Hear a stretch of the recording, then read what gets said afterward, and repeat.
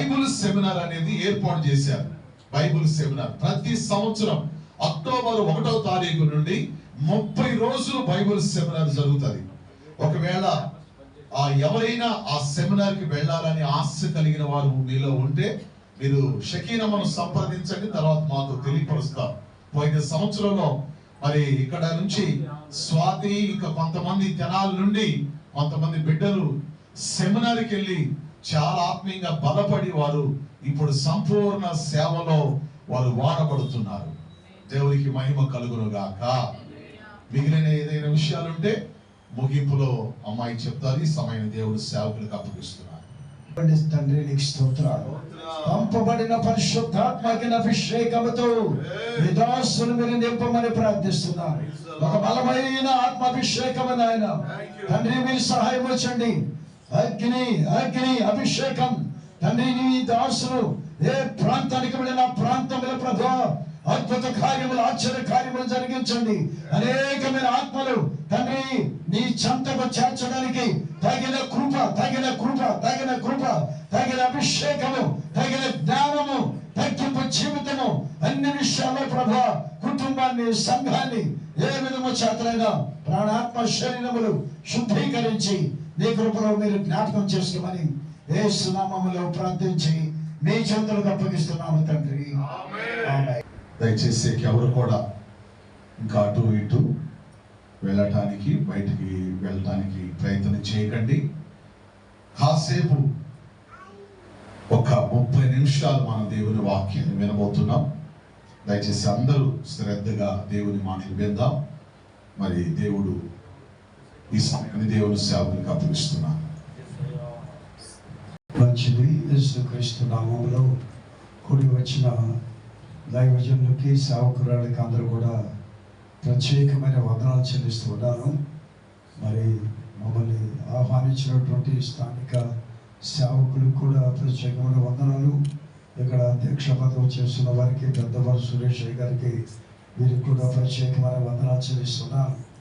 కనుక దయచేసి మనం కొన్ని విషయాలు మనం ఒక 30 నిమిషాలు సమయం ఇచ్చారు.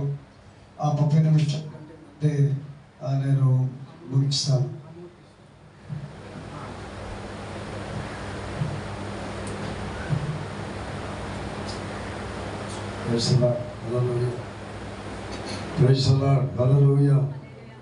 దేవుని నామానికి మహిమ కలుగును గాక.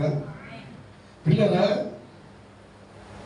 యేసుక్రీస్తు నామములో మనము చేస్తున్నటువంటి పరిచర్య మనది కాదు. ఈ పరిచర్య ప్రారంభం ఎలా ప్రారంభించారంటే యేసు ప్రభు వారు ఆకలితో ప్రారంభించారు, దాహముతో ముగించారు. అంటే పరిచర్యకి మూల వాక్యం ఏంటంటే ఈ పరిచర్య ఎప్పుడు కూడా ఉపవాస ప్రార్థన ద్వారా పరిచర్య విస్తరించిందని పరిశుద్ధ గ్రంథం అనే బైబిల్లో మనం చూస్తున్నాం. కనుక యేసు ప్రభు వారు ఈ పరిచర్యని ఆకలితో ప్రారంభించారు, ఉపవాస ప్రార్థనతో ప్రారంభించాడు. జబులును నప్తాలి ఆ ప్రాంతంలోకి వచ్చి అక్కడ ప్రారంభించాడు. జబులూనీలు అనగా మరణ భయం లేని వారు, నప్తాలీలు అనగా రక్తము దారబోయేవారు. అలాంటి వారి మధ్యలో శావ మరణ భయం లేని వారి మధ్యలో పరిచర్య ఎంత కష్టమో మీరు బాగా దైవజనులు ఆలోచించాలి. అలాంటి వారి మధ్యలో యేసుక్రీస్తు ప్రభులు వారు ప్రాక్టికల్ చేశారు అలాంటి వారి పరిస్థితుల్లో. అందుకని బైబిల్లో ఒక మాట చేసేసి బైబిల్ చదివాడు. కొంచెం ఈ మైక్ తీసుకుని కొంచెం బైబిల్ చదవండి. ఒకసారి దేవుని యొక్క వాక్యాన్ని మనం చూద్దాం. పరిశుద్ధ గ్రంథం మన బైబిల్లో యోహాను సువార్త 17వ అధ్యాయము 18వ వాక్యాన్ని 21వ వచనం వరకు మనం చదువుకుందాం. యోహాను సువార్త 17వ అధ్యాయము 18, 21 వరకు మనం చదువుకుందాం. ద్వేషించిన యెడల మీకంటే ముందుగా నన్ను ద్వేషించనని మీరెరుగుదురు. మీరు లోక సంబంధులైన యెడల లోకము తన వారిని స్నేహించును. అయితే మీరు లోక సంబంధులు కారు. అయితే మీరు లోక సంబంధులు కారు గనుక నేను మిమ్మల్ని లోకములో నుండి ఏర్పరచుకొంటిని. నేను మిమ్మలను లోకముల నుండి ప్రత్యేకించబడ్డాం. దేవుడు యేసుక్రీస్తు ప్రభువు వారు అంటున్నాడు, మనము లోక సంబంధులము కాము. లోకములో నుండి మనల్ని ప్రభు ఏర్పాటు చేసుకున్నాడు. ఎందుకు ఏర్పాటు చేసుకున్నాడు? కింద భాగం చదువుతాం. అందుచేతనే లోకము మిమ్మును ద్వేషించుచున్నది. లోకము మనల్ని ఎప్పుడు గౌరవించదు. లోకము ఎప్పుడు కూడా మనల్ని గౌరవించదు. ఎందుకంటే లోకము మనల్ని ద్వేషిస్తుంది, లోకం మనల్ని దూషిస్తుంది. ఎందుకంటే దేవుని వాక్యం ఈ విధంగా సెలవిస్తా ఉంది. అందుకనే ఇప్పుడు గాడిద లాంటి స్వభావం కలిగిన వారు పిల్లరా, మరి వారు పట్టబడాలి, ప్రభు దగ్గరికి రావాలి అంటే మనం ఏం చేయాలంటే నిర్గమకాండం 13వ అధ్యాయం 13వ వాక్యంలో ఈ విధంగా దేవుడు మాట్లాడుతున్నాడు. దేవుడు మోషేతో మాట్లాడుతున్నాడు. ప్రతి గాడిద తొలి పిల్లను వెల ఇచ్చి విడిపించి దానికి మారుగా గొర్రె పిల్లను ప్రతిష్ఠించాలి. చాలని పిల్లలు మీరు గమనించాలి. గాడిద పిల్ల విడుదల పొందాలి అంటే గాడిద అనగా అపవిత్రమైన జీవి, అపవిత్రమైన మనుషులు, లోకంలో ఉన్న మనుషులు వారు విడుదల పొందాలంటే గొర్రె పిల్ల బలి కావాలి. గొర్రె పిల్ల బలిపీఠం ఎక్కాలి. గొర్రె పిల్ల సమర్పించబడాలి. గొర్రె పిల్ల ప్రత్యేకంగా ఉండాలి. కనుక ప్రతి గాడిద పిల్ల విడిపించబడాలంటే దానికి మారుగా గొర్రె పిల్ల బలి కావాలని బైబిల్ మనతో మాట్లాడుతుంది. కనుక పిల్లలు మీరు గమనించాలి. మనం ఎప్పుడు కూడా ఆయన మనల్ని ఎందుకు లోకం నుంచి ఏర్పాటు చేశాడు? ఏర్పాటు చేయడానికి గల కారణం ఏమిటంటే ఆయన చిత్తం చేయడానికి. ఏప్రిల్ రాసిన పత్రిక చూడండి ఎందుకు ఏర్పాటు చేశాడు మనల్ని. ఏప్రిల్ రాసిన పత్రిక 10వ అధ్యాయము 5వ వచనం దగ్గర నుంచి 7వ వాక్యం వరకు మనం చదువుకుందాం. కాబట్టి ఆయన ఈ లోకమందు ప్రవేశించినప్పుడు ఇలాగ చెప్పుచున్నాడు, బలియు అర్పణయు నీవు కోరలేదు గాని నాకు ఒక శరీరమును అమర్చితివి. పూర్ణ హోమములను పాప పరిహారార్థ బలులను నీకు ఇష్టమైనవి కావు. అప్పుడు నేను గ్రంథపు చుట్టలో నన్ను గూర్చి ఏమని వ్రాయబడిన ప్రకారము నీ చిత్తము ఆయన చిత్తము నెరవేర్చడానికి యేసు ప్రభు ఈ లోకానికి వచ్చాడు. తండ్రి చిత్తము నెరవేర్చడానికి ఈ లోకం నుంచి మనల్ని ప్రత్యేకించాడు. ఎందుకంటే మన ఇష్టము కాదు, మన ఆలోచన కాదు. సేవలో నీ సొంత ఆలోచన పనికిరాదు. సేవలో ఎప్పుడు నీ జ్ఞానము నా జ్ఞానం పనికిరాదు. సేవలో తండ్రి చిత్తము ఏ విధంగా ఉందో అందుకని బైబిల్ రాస్తుంది, ప్రభువు ప్రభువుని ప్రతివాడు పరలోక రాజ్యంలో ప్రదర్శించలేడు కానీ తండ్రి చిత్తము చేయవాడు మాత్రమే పరలోక రాజ్యంలో ప్రవేశిస్తాడు. తండ్రి చిత్తము చేయగలిగినటువంటి అభిషేకం మనకు కావాలి. యేసు ప్రభు సేవ 2 భాగాలుగా ఉంది. ఒకటి పిల్లల 30 సంవత్సరాలు ఒక భాగం, 3.5 సంవత్సరము మరొక భాగం. అంటే 30 సంవత్సరాలు తండ్రి దగ్గర ఆ యేసు ప్రభు వారు ఆయన సేవ చేసినట్లుగా రాత్రంతా కనిపెట్టి ప్రభు పిలుపు కోసము ఆయన ఉన్నట్లుగా మనం చూస్తున్నాం. అందుకనే బైబిల్ చెప్తుంది మన మాట ప్రకారం సేవ చేయకూడదు. మత్తయి సువార్త 5వ అధ్యాయం 24వ వాక్యంలో ఇదిగో ఆయన మాట ప్రకారం చదవబడిన మాటని మత్తయి సువార్త 5వ అధ్యాయము 24వ వచనం. కాబట్టి ఈ నా మాటలు విని వాటి చొప్పున చేయు ప్రతివాడు బండ మీద తన ఇల్లు కట్టుకొనిన బుద్ధిమంతుని పోలి ఉన్నాడు. వాన వచ్చిన వరదలు వచ్చిన అది బండ మీద కట్టబడింది కనుక అది పడలేదు. అందుకని దేవుని సేవ అనేది ఉపదేశంలో కట్టాలి. దేవుని సేవ అనేది పిల్లరా మీరు గమనించాలి. దేవుని వాక్యం చెప్తుంది, ఎఫెసీయులకు రాసిన పత్రిక 2వ అధ్యాయంలో 20వ వాక్యంలో వ్రాయబడిన మాట తెలుసా? దైవజనుడైన పౌలు సంఘములకు, ఎఫెసు సంఘానికి ఈ విధంగా ప్రకటన చేస్తున్నారు. ఏమని ప్రకటన చేస్తున్నాడో మనం చూద్దాం. ఎఫెసీయులకు రాసిన పత్రిక 2వ అధ్యాయము 20వ వచనాన్ని మనం చదువుకుందాం. క్రీస్తు యేసే ముఖ్యమైన మూలరాయి అయి ఉండగా అపోస్తలులు ప్రవక్తలు వేసిన పునాది మీద నీ సేవ కట్టబడాలి. అపోస్తలులు ప్లస్ ప్రవక్తలు వేసిన పునాది మీద మనందరి సేవ కట్టబడాలి. క్రీస్తు యేసే ముఖ్యమైన మూలరాయి, ఆయనే ముఖ్యమైన వాడు, ఆయనే సేవకే ముఖ్యమైన మూలరాయి. అయితే అపోస్తలులు వేసిన పునాది. ఎవరి అపోస్తలులు? ఎవరండి అపోస్తలులు? అపోస్తలులు అంటే ఎలా ఉంటారు? మత్తయి సువార్త 19వ అధ్యాయము 27వ వాక్యం. మత్తయి సువార్త 19వ అధ్యాయము 27వ వాక్యాన్ని మీరు చదువుకుంటే అపోస్తలులు ఎవరో మీకు అక్కడ బైబిల్లో చాలా క్లియర్ గా కనబడుతుంది. పేతురు యేసు ప్రభువుని అడుగుతున్నా, అయ్యా మేము సమస్తమును విడిచిపెట్టాము, నిన్ను వెంబడించాం, మాకేమి దొరుకునని అడిగినప్పుడు ప్రపంచ పునర్జన్మమందు మనిషి కుమారుడు మహిమగల సింహాసనం మీద కూర్చుని ఉండగా నన్ను వెంబడించిన సమస్తం విడిచిపెట్టి, పొలం విడిచి, తోలును విడిచి, కుటుంబాన్ని విడిచి, ఇల్లు వాకిళ్ళు ఉన్న గ్రామాన్ని విడిచి మీరు నన్ను వెంబడించారు కనుక మీరు మహిమగల సింహాసనం మీద కూర్చున్నప్పుడు ఈ ఇశ్రాయేలు 12 గోత్రముల వారికి మీరు తీర్పు చెప్తారని బైబిల్ సెలవిస్తా ఉంది. చాలా మంది సేవా పరిచర్యలో నేను ఎవరిని విమర్శించలేదు. ఉద్యోగం చేస్తూ సేవ చేస్తూనే పాస్టర్ గారు అంటున్నారు. పిల్లల వ్యాపారం చేస్తూనే సేవ చేస్తూ పాస్టర్ గారు అంటున్నారు. పిల్లల బైబిల్ చెప్తుంది, నన్ను వెంబడించ కోరేవాడు ప్రతిదినము తన శిలువనెత్తుకుని నన్ను వెంబడించాలి అని బైబిల్ సెలవిస్తుంది. యేసు ప్రభువు ఆ విధంగా మాట్లాడేట్లుగా మనం చూస్తున్నాం. అందుకని మన జీవితంలో ఎప్పుడు కూడా ఆయన దగ్గర నుండి మనము వర్తమానం పొందాలి. ప్రతిరోజు ప్రభు దగ్గర కనిపెట్టి మన వర్తమానం పొందినప్పుడే ఆకాశమందున దేవుడు అక్కడ సేవ విస్తరించింది. ఎలా విస్తరించిందో ఇర్మియా గ్రంథంలోకి మనం వెళ్ళాలి. ఇర్మియా గ్రంథం 33వ అధ్యాయము 3వ వాక్యాన్ని మీరు గమనిస్తే అక్కడ ఎలా విస్తరించిందో చూడండి. ఒకసారి ఎలా విస్తరించిందో చూడండి. నాకు ఇచ్చిన సమయం అయిపో వస్తుంది. ఇర్మియా గ్రంథం 33వ అధ్యాయం 3వ వాక్యం. నాకు మొరపెట్టుము, నేను నీకు ఉత్తరం ఇస్తాను, నీవు గ్రహింపలేని గొప్ప సంగతులు నీకు తెలియచేస్తాను. అంటే ఆయనకి ఎప్పుడు కూడా సేవకులమైన మనము సుమారుగా రోజుకొచ్చి 3 గంటలు ప్రార్థన జీవితం కలిగి ఉండాలి. 3 గంటల ప్రార్థన పగల చేస్తావో, రాత్రి చేస్తావో, ఎక్కువజాములు చేస్తావో, 3 గంటల ప్రార్థన ఈ జీవితంలో ఉండాలి. అందుకని మార్కు సువార్త 1:35లో కూడా యేసు ప్రభువారు ఇంకా చాలా చీకటి ఉండగా పిల్లల అరణ్య ప్రదేశానికి వెళ్ళి ఆయన అక్కడ ప్రార్థన చేస్తున్నట్టు మనం చూస్తున్నాం.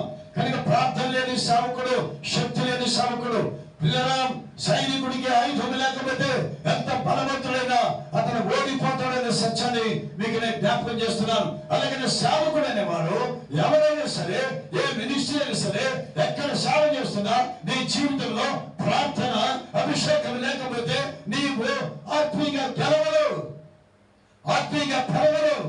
కనుక సాతాను మనల్ని జయిస్తుంది. అందుకని బైబిల్ చెప్తుంది, పిల్లలు మీరు గమనించాలి. అందుకని మనం ఎప్పుడు కనిపెట్టుకుని ఉండాలి, దేవుని దగ్గర కనిపెట్టుకుని ఉండాలి. కనిపెట్టుకున్నటువంటి సమయంలో పిల్లల అక్కడ సేవని పొందినట్లుగా మనం చూస్తున్నాం. అతడు కొంతకాలమైన తర్వాత కనిపెట్టలేదు కనుక ఆ తర్వాత ఆయన రాజ్యము, ఆయన సింహాసనము సమస్తము పోయింది. అక్కడ మనం గమనిస్తే 1 సమూయేలు గ్రంథం 13:13లో మనం గమనిస్తే అక్కడ మాట చక్కగా వ్రాయబడి ఉంది. 1 సమూయేలు గ్రంథము 13వ అధ్యాయము 13వ వాక్యాన్ని మనం గమనిస్తే, నీ దేవుడైన యెహోవా నీకు ఇచ్చిన ఆజ్ఞలను గైకొనలేదు గనుక. అది చూసారండి, దైవజనుడు అంటున్నాడు సౌలుని, నువ్వు అవివేక పని చేశావు. ఏ పని చేశాడండి? కనిపెట్టలేదు. సమయాన్ని చెప్తాడు, రామాకి గిల్గాల్కి నేను వెళ్ళి సంఘాలన్నీ కూడా చూసి వస్తాను. మిక్మాషులో ఫిలిష్తీయులు ఇంటికి ఉన్నారు, యుద్ధానికి రెడీగా ఉన్నారు, వాళ్ళు నిన్నేమీ చేయలేరు. నేను అక్కడ ప్రార్థన చేస్తా, దేవుడు నీ పక్షం కార్యం చేస్తాడు, నువ్వేం భయపడద్దు, మౌనంగా ఉండవు అన్నాడు. కానీ సౌలు పిల్లలు రాజులు కదా, నా మాట ఎవరు వింటారు, నా మాట కంటే ఎక్కువే ఉంది, నా మాట కంటే గొప్పే ఉంది అనుకుని సాహసించి బలర్పించాడట. పిలుపు లేనివాడు, దైవికం లేనివాడు, దైవ చిత్తము లేనివాడు సాహసించి బలిపీఠం ఎక్కేశాడు. బలును తీసుకురమ్మన్నాడు, ఇశ్రాయేలు తీసుకువెళ్ళారు. బలి చాలించిన వెంటనే అక్కడ బైబిల్ వస్తుంది, వెంటనే సమయంలో వచ్చాడు. సౌలా సౌలా, నువ్వు అవివేక పని చేశావు. ఏ పని చేశాడు? మౌనంగా ఉన్నాడు. అవే నీ రాజ్యము నిలబడు, నీ రాజ్యము సదాకాలము నీ మీద ఉంటానని అనుకున్నాను, గాని దేవుడు నీ రాజ్యము నిలదు. నీ దగ్గర పనిచేసి నీ దాసుడు దానిని పొందబోతూ ఉన్నాడు అనే సమయంలో చాలా చక్కగా చెప్పినట్లుగా మనం చూస్తూ ఉన్నాం. అందుకని మనం కనిపెట్టుకుని ఉండాలి. కనిపెట్టుకుని ఎప్పుడైతే నీ జీవితంలో ఉంటావో అప్పుడే దేవుని యొక్క పిల్లలు కనిపెట్టినటువంటి అహరోను ప్రజల విగ్రహారాధనలకు నడిపించాడు. కనిపెట్టిన మోషే పిల్లలు దేవుని కూడా కనిపెట్టిన మోషే ప్రజల్ని పరమకాలానికి నడిపించాడు. చూడండి, నిర్గమకాండము 32వ అధ్యాయము ఎక్కడ ఎలా నడిపించాడు చూడండి. 6వ వాక్యం, నిర్గమకాండము 32వ అధ్యాయము 6వ వచనం. మరునాడు వారు ఉదయము లేచి దహన బలులను సమాధాన బలులను నర్పించి అప్పుడు జనులు తినుటకును త్రాగుటకును కూర్చుండి ఆడుటకును. ఏమిటి? ఎప్పుడు మోషే చెప్పాడు, అన్నా జాగ్రత్త, సంఘాన్ని జాగ్రత్తగా చూసుకో. దేవుని దగ్గర సినాయి పర్వతం మీదకి వెళ్తున్నాను, ఫాస్టింగ్ ప్రేయర్కి వెళ్తున్నాను, తండ్రితో మాట్లాడబోతున్నాను అని చెప్పినప్పుడు పిల్లరా, మరి మోషే ఎవరో మాకు తెలియదు అన్నప్పుడు, విగ్రహారాధన చేయాలి, దూడలు చేయమన్నప్పుడు అహరోను గద్దించాలి.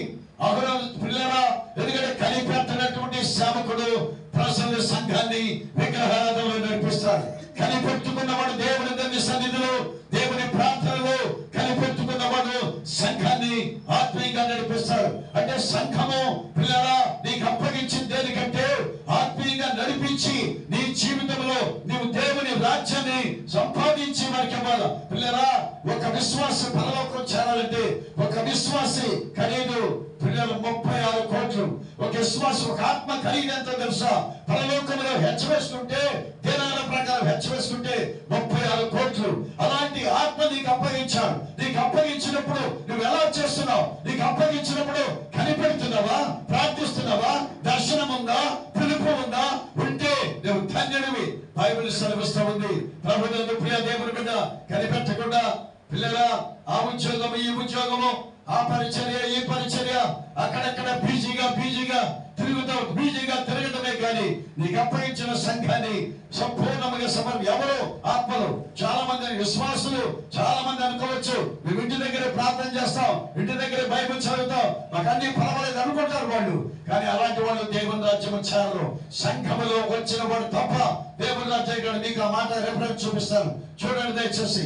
కొలస్సీయులకు రాసిన పత్రిక 1వ అధ్యాయము 28వ వాక్యం. కొలస్సీయులకు రాసిన పత్రిక 1వ అధ్యాయము 28వ వచనం. క్రీస్తు యేసే ముఖ్యమైన మూలరాయి అయి ఉండగా, అక్కడ బైబిల్లో రాయబడి ఉన్న మాట కొలస్సీ 1:28. కొలస్సీ 1:28.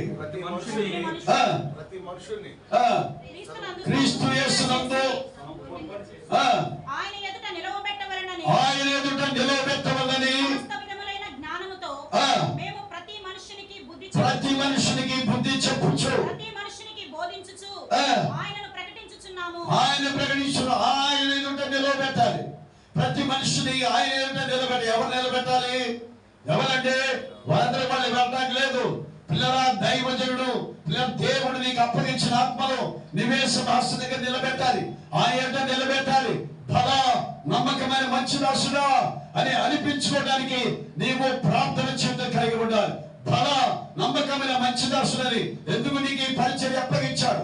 ఎందుకంటే హ్యాపీగా మంచి తెల్లని బట్టలు వేసుకుని హ్యాపీగా తిని సరదాగా ఓడబడి తిరగడానికి కాదు. ఈ పరిచర్య మనకు అప్పగించింది దేవుని సేవ.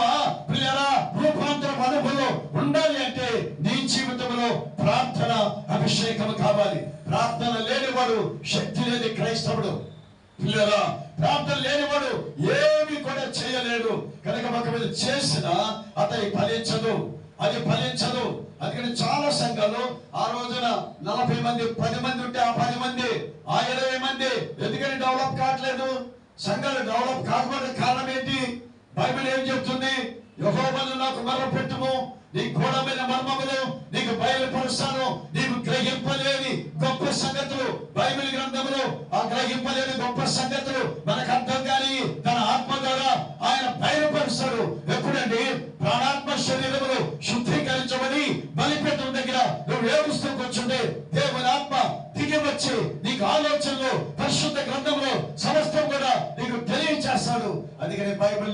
పిల్లలు చదవాలి.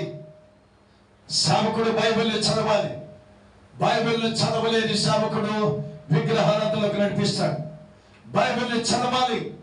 ప్రతి దినము బైబిల్ చదివితే నీ ఆత్మీయ జీవితాన్ని బైబిల్ చదివే కనుక ఖచ్చితంగా పరిశుద్ధాత్మ దేవుడు నడిపిస్తాడు. రెండవది ప్రార్థన ఉండాలి. 2 రెక్కలు ఉండాలి. ఒక రెక్క ప్రార్థన, ఒక రెక్క వాక్యం. ఈ రెక్క ఎరిగినా పైకి ఎగరలేవు. నూతన సంవత్సరంలో పరిశుద్ధాత్మ దేవుడు ఒకవేళ ఇప్పుడు వస్తే నువ్వు పైకి ఎగరాలంటే 2 రెక్కలు సేవకులకు ఉండాలి. ఒకటి ప్రార్థన అనే రెక్క, రెండవది వాక్యం అనే రెక్క. ఈ 2 రెక్కలు ఉంటేనే అలయక సలయక సమస్యలక నువ్వు పైకి లేస్తావు. వట్టి మాటలు ఎన్నైనా చెప్పచ్చండి, వట్టి మాటలు ఎన్నైనా చెప్పచ్చు, కానీ అవి జరగవు. సేవలో పిల్లలు మీరు గమనించాలి. బైబిల్ చెబుతుంది, దేవుని యొక్క వాక్యం మనతో మాట్లాడుతుంది. ఎఫెసీయులకు రాసిన పత్రిక చదవండి, దయచేసి ముగించబోతున్నాను. ఎఫెసీయులకు రాసిన పత్రిక 3వ అధ్యాయము 13వ వాక్యం. ఎఫెసీ 3:13. ఎఫెసీయులకు రాసిన పత్రిక 3వ అధ్యాయము 13వ వచనాన్ని మనం చదువుకుందాం. క్రీస్తు రక్తము వలన సమీపస్తులై ఉన్నారు. ఎఫెసీయులకు రాసిన పత్రిక 3వ అధ్యాయము 13వ వచనం, 13వ వాక్యం చదవండి. కాబట్టి మీ నిమిత్తమై నాకు వచ్చిన శ్రమలను చూచి. కాబట్టి బైబిల్ చదివేటప్పుడు చాలా జాగ్రత్త చదవాలి. ఫుల్ స్టాప్ కామాలు ఉంటాయి. ఆ ఫుల్ స్టాప్ కామాల దగ్గర ఆగి ఆలోచించి చదవాలి. కాబట్టి మీ నిమిత్తమై దైవజనుడు పౌలు గారు సంఘం ఎఫెసీ సంఘం అంటాడు. ఎఫెసీ సంఘస్థులారా, కాబట్టి మీ నిమిత్తమై నాకు వచ్చిన శ్రమ. ఆయన నిమిత్తం రాలేదు, ఆయన కుటుంబం లేదు, ఆయన భార్య బిడ్డలు లేరు, ఆయన వివాహం లేదు, ఆయన సంపూర్ణ సమర్పణ, ఆయన సేవలో ఆయన అంటున్నాడు మీ నిమిత్తమై నాకు వచ్చిన శ్రమ చూచి. అంటే దైవజనుడు ఎప్పుడైతే శ్రమ పడతాడో సంఘం ఒక పరిపూర్ణతలోకి వస్తుంది.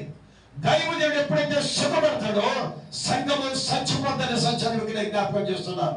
దైవజనుడు ఎంత కష్టం చేస్తాడో, ఎంత ప్రార్థన చేస్తాడో, ఎంత ఉపవాసం ఉంటాడో ఆ సంఘం ఒక పరిపూర్ణతలోకి వస్తుంది. ఆ సంఘము ఒక పరిపూర్ణతలోకి వస్తుంది. మీ నిమిత్తమే నాకు వచ్చిన శ్రమను చూసి మీరు అధైర్యపడవద్దు, అవి మీకు మహిమకరములై ఉన్నాయని బైబిల్ చెబుతుంది. అంటే సేవకుడు పిల్లలు ఎప్పుడైతే శ్రమ పడతాడో దేవుని నిమిత్తంగా, సంఘం నిమిత్తంగా, వాక్యం నిమిత్తంగా, విశ్వాస నిమిత్తంగా, అందుకే నా నిమిత్తము జనులు మిమ్మల్ని నిందించి హింసించి మీ పేరు చెడ్డదని కొట్టివేసినప్పుడు మీరు సంతోషించి గంతులు వేసి మీరు సంతోషించండి అని మత్తయి సువార్త 5:11 మనం చూస్తున్నాం. కనుక మనం ఎప్పుడు కూడా సేవకుడు, చాలా మంది ఏమనుకుంటారంటే పిల్లరా సేవకు వస్తే కమ్మగా మంచి తెల్లటి బట్టలు వేసుకోవచ్చు, మంచిగా ఉంటది, మంచి భోజనాలు, మంచి బాగా గౌరవిస్తారు, అయ్యగారు అంటారు అని అనుకుని సేవకు వస్తున్నారు. కానీ వాళ్ళు లెక్క చెప్పాల్సి వస్తుంది. ఎంత పైకి నీకు ఇచ్చిన కానుకను బట్టి లెక్క చెప్పాలా, నీకు ఇచ్చిన ఆత్మను బట్టి లెక్క చెప్పాలా, నీకు ఇచ్చిన శ్రమను బట్టి లెక్క చెప్పాలా, నువ్వు కట్టిన మందిరాన్ని బట్టి లెక్క చెప్పాలా, నువ్వు చేస్తున్న నువ్వు తినే తిండిని బట్టి నువ్వు లెక్క చెప్పాల్సి వస్తుంది. కనుక జాగ్రత్త. సేవా పరిచర్య అంటే ఏదో సరదాగా 2 మాటలు మైకి తీసుకుని మాట్లాడేది కాదు. సేవా పరిచర్య అంటే ప్రభునందు దైవజనులారా మీరందరూ కూడా మంచి సేవకులు నేను అనుకుంటున్నాను. పిల్లరా మనము కాదు, అందుకనే మనుషుడు మెచ్చుకునేవాడు యోగ్యుడు కాదు, కానీ దేవుడు మెచ్చుకునేవాడు యోగ్యుడు. పనే చెప్పారా అనేది కాదు. దేవుడు ఏమనుకుంటున్నాడు మన సేవను బట్టి, మన ప్రార్థన జీవితాన్ని బట్టి దేవుడు ఏమనుకుంటున్నాడు. కష్టమైన నష్టమైన బైబిల్ చెప్తుంది పిల్లల సేవలో సుఖము కాదు, కష్టపడాలి. సేవలో సుఖముగా ఉండేవాడు సచ్చినవాడు, సుఖపడేవాడు సచ్చినవాడు, కష్టపడేవాడు తప్పనిసరిగా ఒక రూపాంతర అనుభవానికి సేవను తీసుకొస్తాడు. చూడండి దయచేసి బైబిల్లో ఒక్క మాట చూడండి. ఈ పరిచర్య ఎలాగున విస్తరించబడుతుందో ఒకసారి చూద్దామా? చూడండి, పౌలు గారి పరిచర్య అపోస్తలుల కార్యముల గ్రంథము 20వ అధ్యాయము 24వ వాక్యం 24వ వచనాన్ని మనం చదువుకున్నాం. పౌలు ఏమని మాట్లాడుతాడో చూద్దాం. అయితే దేవుని కృపా సువార్తను గూర్చి సాక్ష్యమిచ్చుటయందు నా పరుగును నేను ప్రభువైన యేసు వలన పొందిన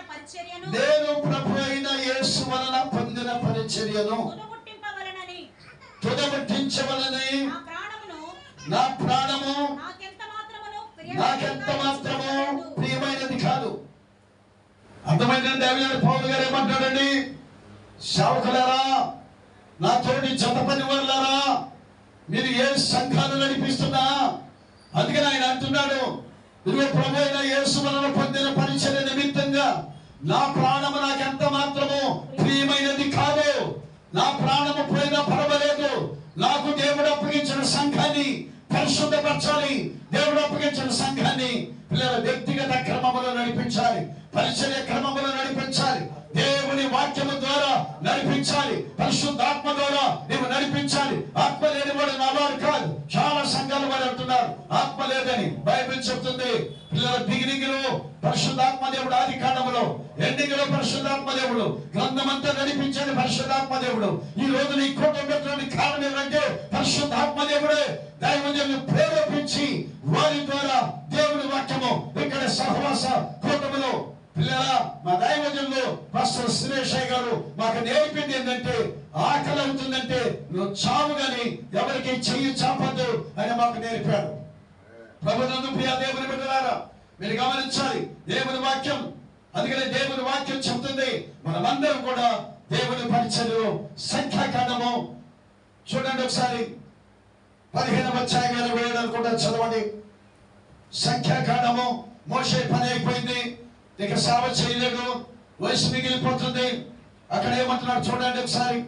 అయ్యా, ఈ సమాజము కాపరి లేని గొర్రె వలె ఉండకున్నట్టు వారి మీద ఒక నియమించమని ప్రార్థించినప్పుడు తండ్రి అయిన దేవుడు అంటున్నాడు. సంఖ్యాకాండము 27:15 చదవండి దయచేసి. అక్కడ ఆ మాట చాలా చక్కగా వ్రాయబడి ఉన్నది.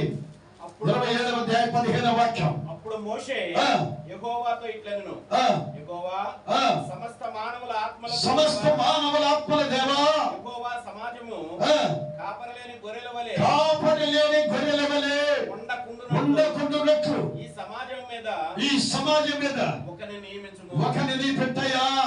నా పని అయిపోయింది, నేను పెద్దమంది అయిపోయాను, ఒకరిని పెట్టు. చాలా మంది అంటే నా తర్వాత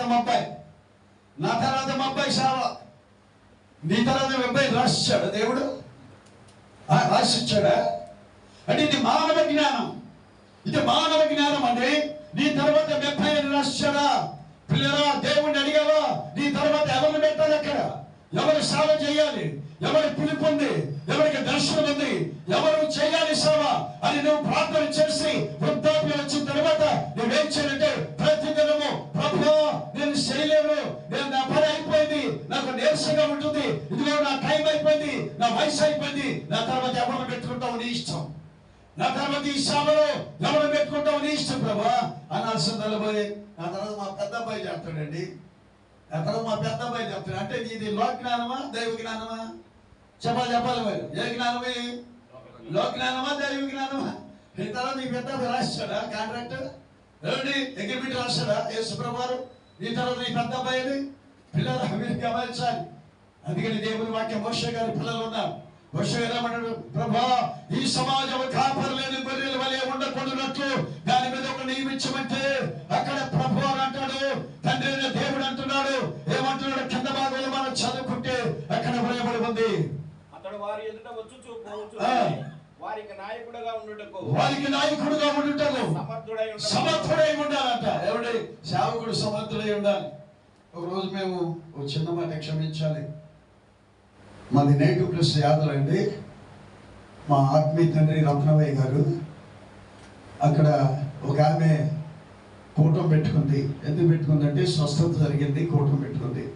ఓ పాస్టర్ గానే వరంగల్ నుంచి పిలిచి వచ్చారు.